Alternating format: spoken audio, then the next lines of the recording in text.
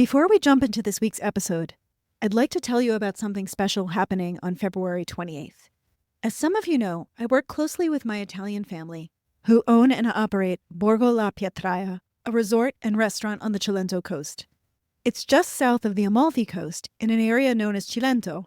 It's famous for ancient temples, buffalo mozzarella, and it's the birthplace of the Mediterranean diet.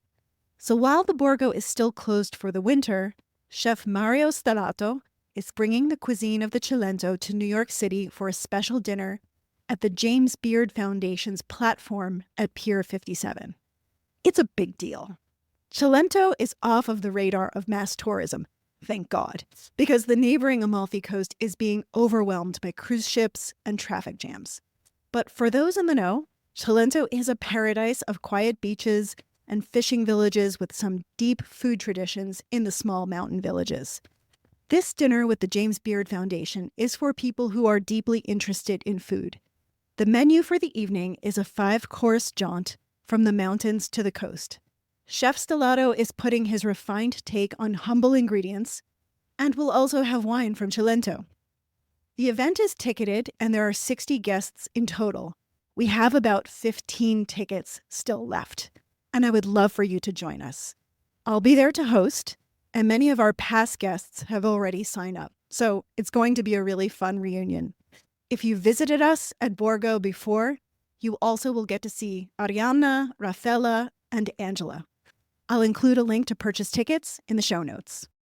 This is Tante Belle Cose, a podcast about the many beautiful things in Italy for you to discover. I'm your host, Danielle O'Terry. I'm a writer and the founder of Feast Travel, Arthur Avenue Food Tours, and Cilento Food Tours. Last week, I was on a road trip with friends, and we were talking about the news that just came out from Pompeii about a discovery of a spa inside of a private residence. It had a heated pool, a cold plunge, and a banquet room for post-spa feasting. And then the conversation turned to a potential camping trip. And my friend Lynn, who knows me very well, turned around from the passenger seat. She looked at me in the back seat and saw me grimacing and said, "Well, think about it for a minute. Danielle is not going to go camping. Her ancestors created indoor plumbing and heated floors. Do you think she's going to go dig a pit toilet in the woods?" "Thank you, Lynn. I feel seen." And in fact, my father's side of the family comes from Sarno, which is the town that historians speculate that those who survived Pompeii first escaped to. So yes, I do like to think that I have a genetic predisposition to heated floors. And no, I don't like camping. And so that's why today's episode is dedicated to spas. Hot springs are something that you could and should incorporate into your itinerary, because it's not just a way to relax and experience some luxury, it's an illuminating and refreshing experience of history. Spa culture is one of the best innovations of the ancient Roman world, and Romans were amazing plumbers. They were able to channel water through complex systems of pipes that fed both public baths as well as private homes. And yes, they did develop technology for heated floors. In total, Italy has 37 active and dormant volcanoes. So what that means is that Italy is full of mineral water, rich soil, and natural hot springs. You'll find them in the Dolomites, Tuscany, Basilicata, but the very best ones are in Campania because of Mount Vesuvius and the Campi Flegrei, 2 of the world's supervolcanoes. So now let's return to Pompeii. The private spa discovered there is located in Reggio 9, a wealthy district of the city which has remained unexcavated until recently.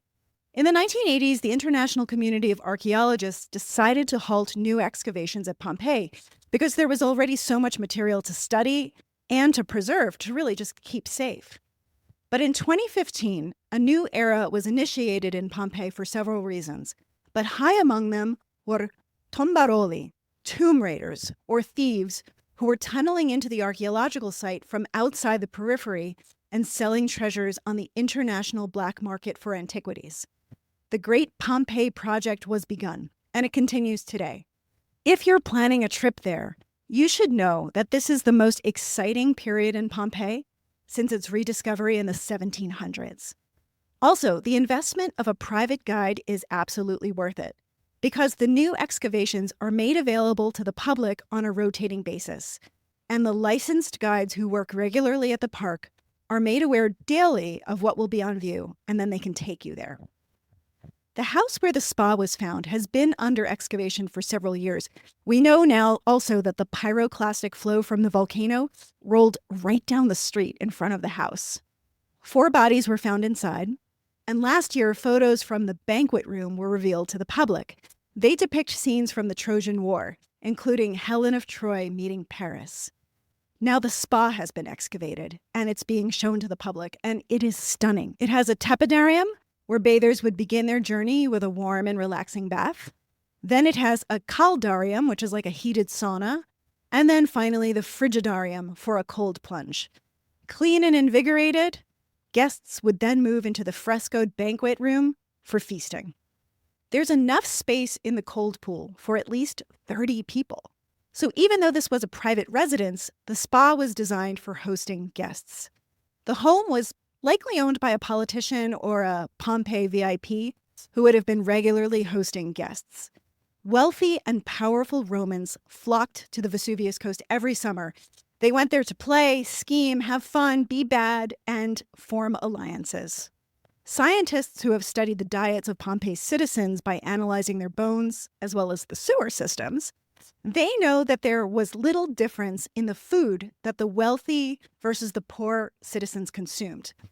But what was different was the way the food was served. Ordinary folks ate from fast food bars that you can still see all over Pompeii, while wealthy people dined at home with elaborate displays of food prepared by armies of enslaved people. There were enormous villas along the Vesuvius coast, like Villa Aplantis, which you can visit today. And in these villas, the inner workings of Rome's 1% played out. But this private spa is an example of how the wealthy also lived right inside the urban grid of an economically diverse city. And it's evidence of the high quality of life that was enjoyed in southern Italy nearly 2,000 years ago. So, now I want to discuss how you can incorporate both archaeology and spa time into your trip to Italy. This is one of my best off-the-beaten-path recommendations. It's called Baia, and it's not hard to reach. It's directly west of Naples, but people don't go there, honestly, because there's already so much to see in the area. You have Capri, Pompeii, the Amalfi Coast, and, there's only so much time in a vacation. But imagine a place where the Roman elite used to escape to indulge in luxury and pleasure and scandal. That was Baia. It was a coastal resort. It's about 30 kilometers outside of Naples. And from the 2nd century BCE, Baia was like Miami Beach for Rome's wealthy and powerful. There were lots of alliances forged there, as well as scandals. And it's even said that Julius Caesar's assassination was plotted in the Baia bathhouses. But why Baia? It wasn't just the beautiful coastline or the mild climate. The draw were the natural hot springs. Roman engineers harnessed the power of these volcanic vents to create what was the most luxurious spa complex in the entire Roman Empire. The area is called the Campi Flegrei. It's a giant diffused volcano. It's partially underwater, and the island of Ischia is part of the same archipelago. It's one of the most dangerous volcanoes in the world, and it has been rumbling. But the volcano is closely monitored, and nothing is anticipated anytime soon. Half of the Baia ruins are submerged underwater because of a phenomenon called bradyseism. This term describes the slow rising and falling of the earth. Basically, it's a slow-motion earthquake. And though half of Baia is underwater, you can still visit. You can go as a scuba diver, a snorkeler, or take a glass-bottomed boat tour.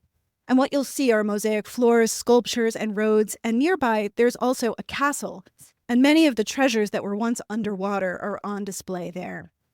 But the other half of Baia, including the elaborate thermal bath complex, is still above ground. And like the villa in Pompeii, the spa there wasn't just a place to get clean. It was a social hub for Rome's elite. In a very modern context, imagine vacationing there and running into Mark Zuckerberg, Elon Musk, and Jeff Bezos. Oh, hey guys, let's catch up in the tepidarium later. The crown jewel of the thermal complex was undoubtedly what we now call the Temple of Mercury. though it wasn't a temple. It's actually a massive frigidarium, a cold bath. But it's so impressive that when archaeologists found it, they didn't think it was a spa. Something this grand could only be made for the glorification of a god. It's over 70 feet in diameter, and so that makes it the largest dome in the world before the construction of Rome's Pantheon. It's 100 years older than the Pantheon as well. And also like the Pantheon, the dome is punctuated by an oculus, which is a large circular opening at the top. It would have served to let in natural light, to regulate the temperature of the water, and perhaps the most impressive thing was the acoustic effect. It was also nicknamed the Temple of Echoes because of its remarkable sound. And so let's imagine this. There used to be a natural spring that would flow into this grand bath. Imagine the sunlight coming through the oculus reflecting on the water, and echoes of conversation and laughter bouncing off the domed ceiling. If you go, you will likely be there all by yourself, just like I was the last time. Go inside the Temple of Mercury. Notice the beautiful green glow on the water from the moss, the lizards scampering up and down the walls, and sing something. I don't care if you can't sing, just let out a note. I most advocate for you when traveling to experience awe and wonder. And this one is pretty hard to beat.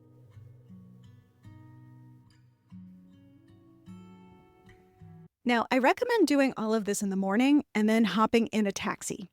I just checked Google Maps. It's going to take you 4 minutes. And you're going to the Stufe di Nerone, which are considered the main thermal springs of Naples. And there's a very upscale Neapolitan crowd there, most of whom have subscriptions and go regularly. And the thermal baths there are all based on the ancient Roman model. So it's like modern Baia. Hot pools, cool pools, you can have a massage. You can also have a fantastic lunch because, it's impossible to eat poorly in Naples. It's illegal, in fact, I checked. And overall, you'll have a fantastic day of both history and relaxation.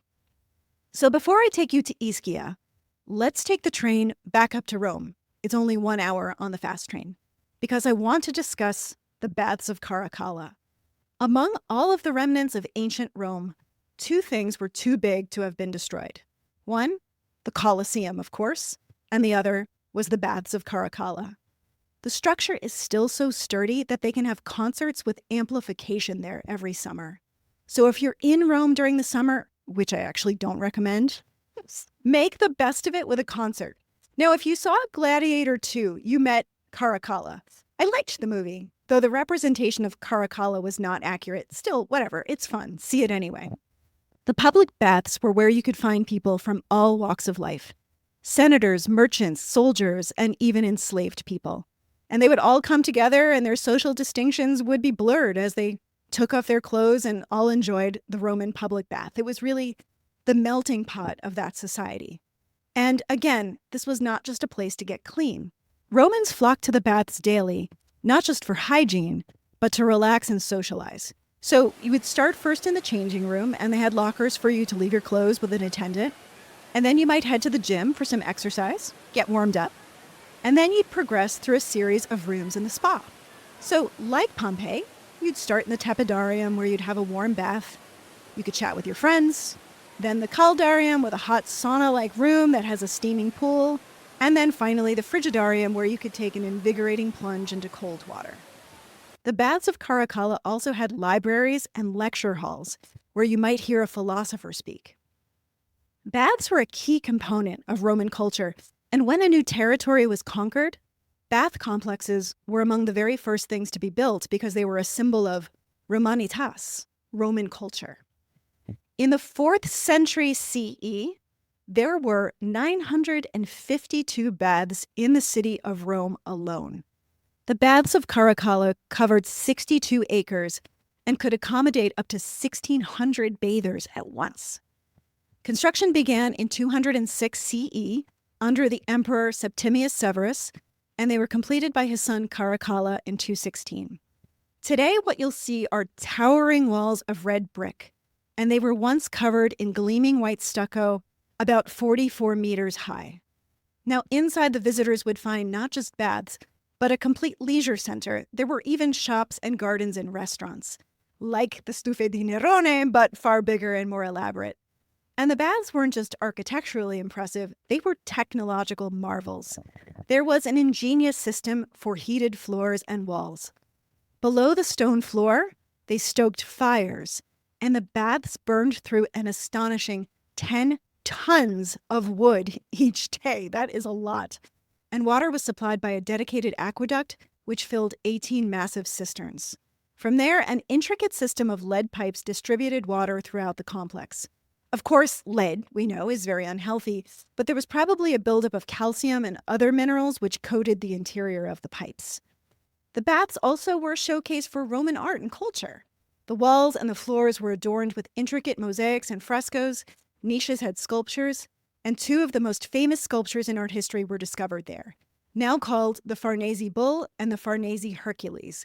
During the Renaissance, when there was a fever for reclaiming antiquity, the Farnese family sponsored excavations to recover lost works of art. Michelangelo was part of the excavations, and inside the Baths of Caracalla, they found extraordinary treasures. These baths remained in use for over 300 years. 300 years!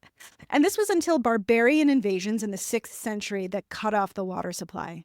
Now today, much of the decoration is gone, and a lot of it is inside of the Vatican Museum.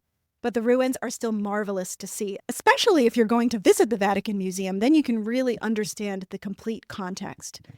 I definitely recommend doing it with a guide who can help bring it all to life for you. It's rarely crowded, it's huge, and there's a newly installed reflecting pool with fountains, so it's a picturesque place to cool off and contemplate the extraordinary scope of history in Rome. Now, let's return to the Bay of Naples. Now we're going to get on a ferry to the island of Ischia, one of my favorite places in Italy. If you love spas like I do, this island is a fever dream.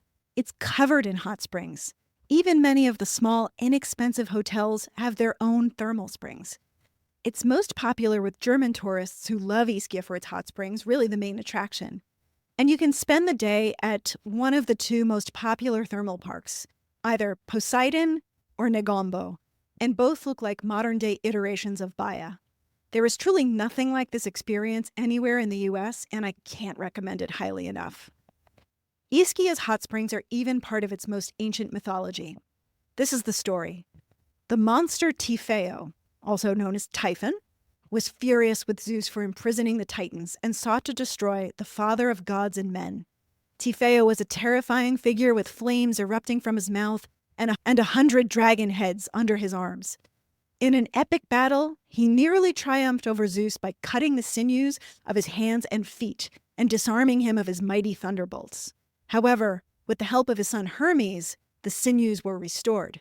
Zeus ultimately defeated Typheo, and as punishment, he imprisoned Typheo beneath what is now the island of Ischia, where Typheo continues to vent his rage with earthquakes and flames and boiling hot springs.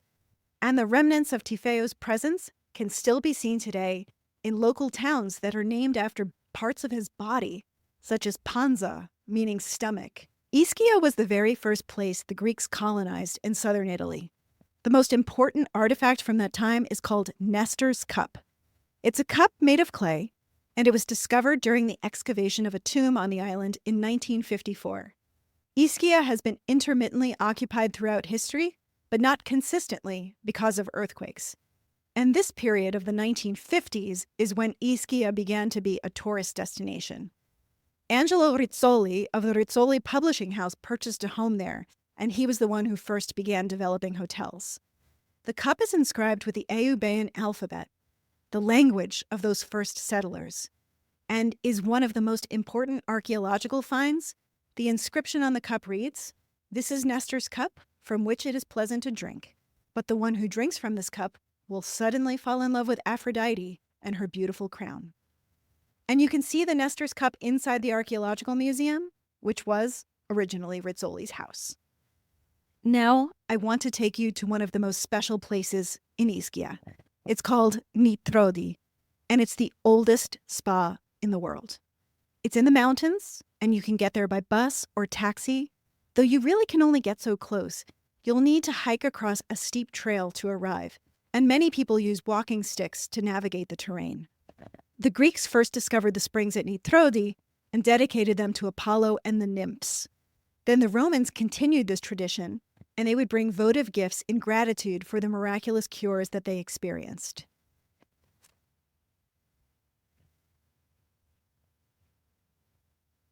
So what is it that makes Nitrodi's water so special? It's a unique combination of sulfur and minerals, and it's believed to have healing properties, especially for the skin and the digestive system. Instead of thermal pools, they have hydrotherapy showers that deliver the spring water in its purest form at a natural temperature of 28 degrees Celsius. That's about 82.5 degrees Fahrenheit. And the spa complex is designed to blend seamlessly with the natural surroundings. There are terraces that follow the contours of the land, and you can just climb up and up. The most beautiful views are in the hills above the sea, and there you'll pass by olive trees, figs, and herbs like rosemary and lavender that really create a multi-sensory experience. The ancient ideal is that the herbs and fresh air salted by the sea are actually part of the healing experience. They also have a nice little bio bar, as it's called, with these lovely herbal infusions made with Nitrodi's water and fresh herbs from the garden. And there are sun terraces where you can just relax and let the water dry naturally on your skin to absorb the maximum number of minerals. You may remember my good friend Rita J. King from the episode Vittoria Colonna Had It All. And if you heard that, you may remember that Rita has her roots on the island of Ischia. Here's what she had to say about her visit to Nitrodi. I grew up hearing about how my ancestors packed tourists in this miraculous volcanic mud that had restorative health impacts. And I will never forget the first time that I was packed into mud at Nitrodi, and my face under this greenish gray, beautiful mask, it hardens. And when you clean it off, it leaves your skin so spectacularly clear and beautiful, and you feel like you connected directly to this ancient, primitive, healing power of the earth and the cosmos itself. The springs are incredible. There's a slight sulfurous smell because it's just nature, raw, powerful, beautiful nature. And it's just an incredible experience to connect you straight to the source of energy and health and vitality. In the mid-1700s, while digging ditches for vines, peasants were said to have discovered 12 marble reliefs dedicated to the Nitrodi nymphs. These exquisite pieces date from the 1st century BCE to the 3rd century CE, and they primarily depict Apollo accompanied by 2 or 3 nymphs carrying shells or pots pouring healing waters. These small reliefs have inscriptions that express gratitude to Apollo and the nymphs for their healing power. And the name Nitrodi itself derives from nitro, or soda, believed to be abundant in the spring's waters. Experts believe these ex-voto marbles once adorned the walls of a sacred grotto, possibly a site for Apollo worship. This theory is supported by inserts found on the backs of some of the reliefs. The discovery of these votive offerings not only confirms the ancient use of Nitrodi's spa waters, but also provides a glimpse into the spiritual beliefs and healing practices of the time. It reminds us of the enduring quest we all have for both our own health and an experience of the divine. There are copies of these tablets at the spa, but if you want to go see the originals, they are housed inside the Archaeological Museum in Naples. You can also go see the Farnese Bull and Hercules while you're there. One last thing about Nitrodi. I was there in October, and I had a beautiful day. And the idea that they were nymphs there, I don't know, maybe the idea had already been planted in my head. But there's something about the light and the air there. You really feel like you're in a different world. It feels like a place where there are fairies or spirits. There's a lightness there. There's a peace. There's a calm. It's something that's hard to describe, but I hope that I can inspire you to go visit yourself. And I hope this episode has inspired you to think about things you haven't considered for your own Italy trip. There's so much more to say on this topic. I'm already thinking about a future episode to discuss the votives that were found in the thermal springs in San Casciano in Tuscany. And it's also worth mentioning that Italy is a place that takes beauty seriously. And so even if you get a facial or your hair blown out, somehow the experience is always worth it in Italy and better than anything that I can seem to find elsewhere. So when you're making your plans for Italy, consider all of these worthy detours. Thank you so much for listening.